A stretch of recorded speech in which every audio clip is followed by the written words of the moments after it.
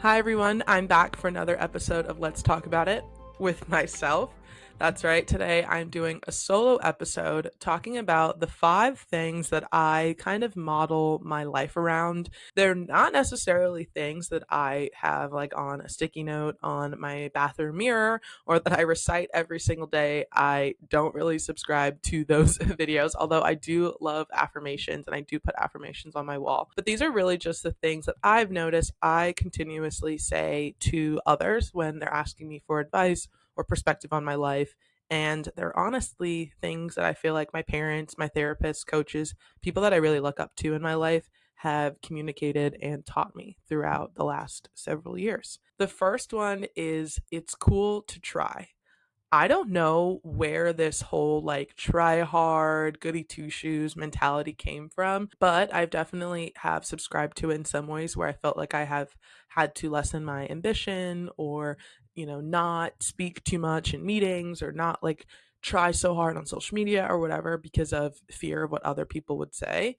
I think having visible effort and confidence in what you're doing, even if you're not actually confident in what you're doing is really important. Like, don't be afraid to be seen trying is something that I say a lot. I don't remember where I saw it, but the first time I did, it really connected with me. And I've been saying it for a couple of years now. I think a great example for me is just like extra reps in practice. Let's say, for example, your coach gives you guys an opportunity to work on things after practice, just like individual reps. Maybe if you're a volleyball player, like you get a setter with you if you're a hitter or whatever it is. And you choose to work on something that you're maybe better at because you know that you want to work on it, but not what you actually need to. So for me, like I really would want to work on sixes or slides, just running behind the setter because it's really hard to have that connection. It changes all the time. I'm if I was like afraid to try or afraid to be seen trying, I wouldn't choose to run the six or the backslide with my setter during extra reps. I would choose to run a one or a three or to do blocking drills because that's something I'm already naturally good at. And I don't want to show coach or any of my teammates that I'm actually not that great at it. And I would be afraid that they think that all the great kills that I got throughout the match and the entire season and all the time they've seen me play before was like a fluke because I'm working on something that I'm not good at, even though it's time to work on things that we're not that good at. That's an example. Like, don't waste your time and honestly other people's time like on something like that. Like, it's cool to try. Don't be afraid to be seen trying. Work on that six, work on that backslide, work on whatever throw or different skill that you don't feel like that you're good at, even if it is in front of other people. There is something really great about moving in silence and working on things on your own and not, blasting out your goals to the world. That's fine too, but don't actively hide it, right? Like, I think that's super important. I was really scared when I first relaunched Let's Talk About It to do collaboration posts on my Instagram because I didn't want people that I went to high school with, people that I go to college with, to be like, oh, she thinks that she's like this media person and blah, blah, blah. That is what I'm trying to do. I want to have a successful podcast. I want to have people who love my show and support my show and want to watch it. So I should post about it. I think those are just some examples. Number two, say hello and say yes. So this is actually like a rule that I genuinely did come up with. Like, okay, I'm going to start doing this. And I started this probably the end of my sophomore year, going into my junior year at Cornell. I haven't talked a lot about it online, but I went through a period of really hard mental health and just a lot of struggles. I felt really isolated and lonely towards the end of my sophomore year into my junior year of college. I started going to therapy. I talked a lot with my parents, and what we would talk about in those sessions and in those calls was really just like how I was feeling about the world and the people around me. And I was just like very like disillusioned, which I know sounds like very like Catcher in the Rye, like kind of vibe, but it was how I was feeling. And one of the things I always talked about was I meet people at parties, I meet people at school or whatever, and they never say hello to me again after campus, right? Like everyone has been there. Like you meet someone through a friend or whatever, and they're so nice, and then you go back out to the real world and you see them on the quad and they act like they've never seen you before. Or maybe you've done that. I have, not gonna lie, I've definitely done that. Or I'd walk around campus and it's like, oh, someone that you've seen 100 times over. Maybe you have a class, the same class as them, but they don't sit next to you. You know their face. You know they know your face. Why aren't you guys talking? Why aren't you at least recognizing each other's presence? That was like a thing that just I felt so lonely in that moment. I was like, this school, whatever, like I only know these people and all of that. So I decided I'm going to start saying hello and saying yes. And so basically, anytime I saw someone, if they were walking down the street or the quad, whatever, I would make eye contact. And I'm not going to start a whole conversation, but I'm smiling, I'm saying hi, whatever. And it really did improve my quality of life. And I realized that after like a couple of times of saying hello or like smiling, eventually it would turn into a conversation. And not every time, but like maybe I said hello to someone in this was a huge thing for me at Syracuse when I first transferred. Maybe I would say hello to someone at Grab and Go on a Monday, and then I see them again on Tuesday. I say hello again or smile. Then by Wednesday, I see them in the treatment room. Oh, hey, how you doing? Oh, hi, I'm good.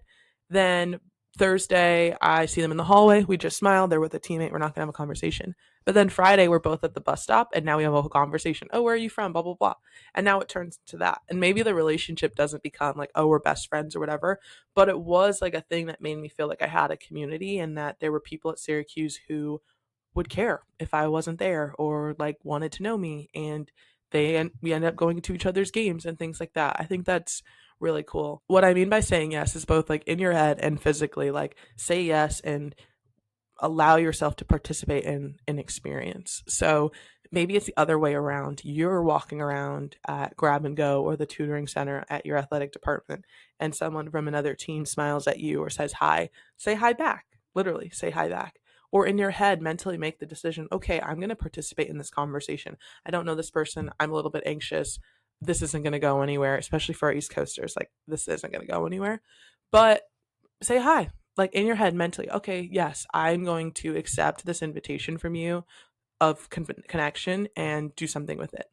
And I think the physical part of saying yes is like literally going to things. So someone invites you to their volleyball game, go.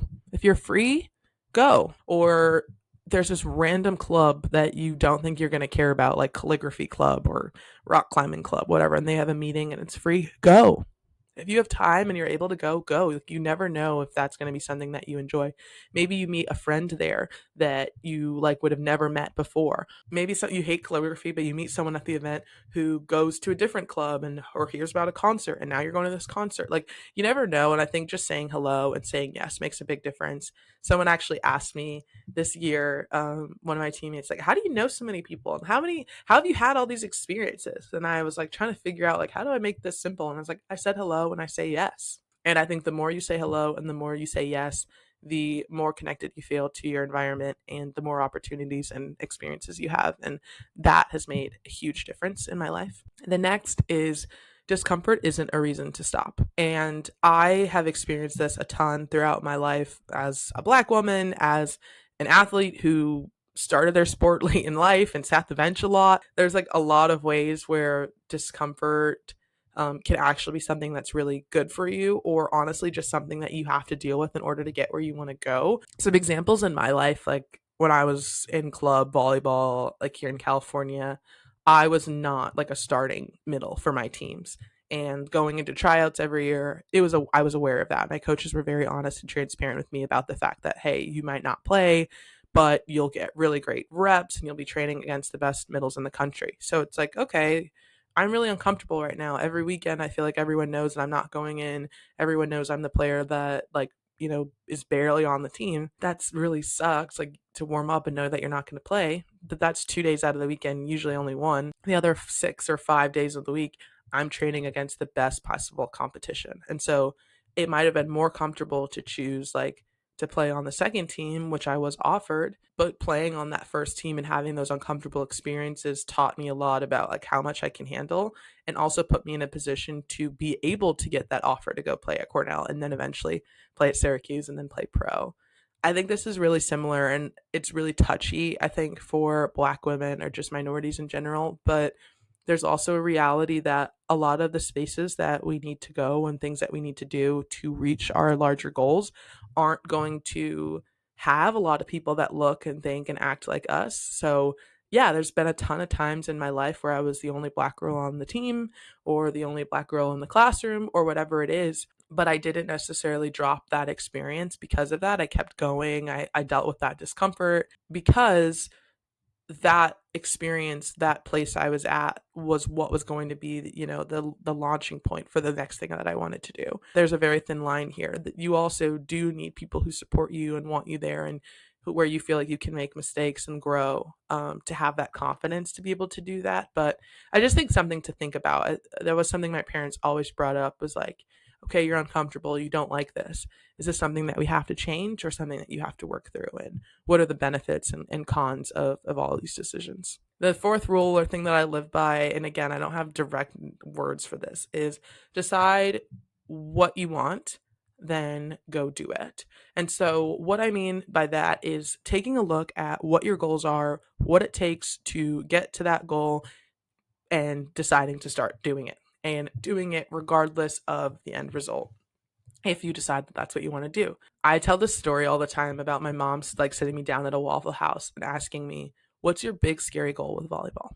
I was at a volleyball tournament and she's like, "Okay, let's get serious. What do you want?" And I was like, "I want to play at Stanford. I want to win a national championship." And she's like, "Okay, no judgment." Wrote down the goal. They had a piece of paper with her. What does it take to play at Stanford? What does a middle at Stanford look like, act like, and do, right? So, okay, they're usually pretty tall. They jump this high. They have these stats out of high school. These are their grades, like that kind of thing. I'm not that tall, but I think I could probably jump that high. Um, I think I could get these stats. I need to work on my hitting. I'm good at blocking. Okay, all right, what does it take to reach those specific things? Okay, I need to start working with a trainer. I need to be more explosive. I need to jump higher. I probably need to go to a trainer a couple times a week or go to the gym a couple times a week. I need to make sure that I'm focusing on my grades and that all of that. I need to be comfortable emailing coaches and talking to coaches. Okay, are you willing to do those things? These are the things that you need to do. Are you willing to do those things? Yes or no? Yes, you start doing them. No, you look back and create a new goal, or figure out what aspects of that goal were things that you wanted to do. Another example, when I was at Cornell, I was pre-med.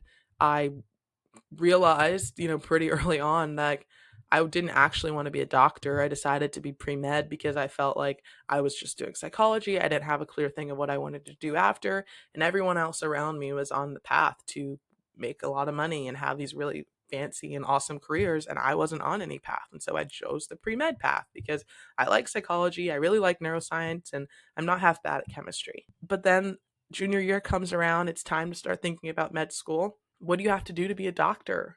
What do I have to do to be a psychiatrist? I have to go to med school. I have to do the MCAT. In med school, I have to do all of these different specialties. And I don't like blood and I don't really care about all these different things. Like, I don't think I want to do that.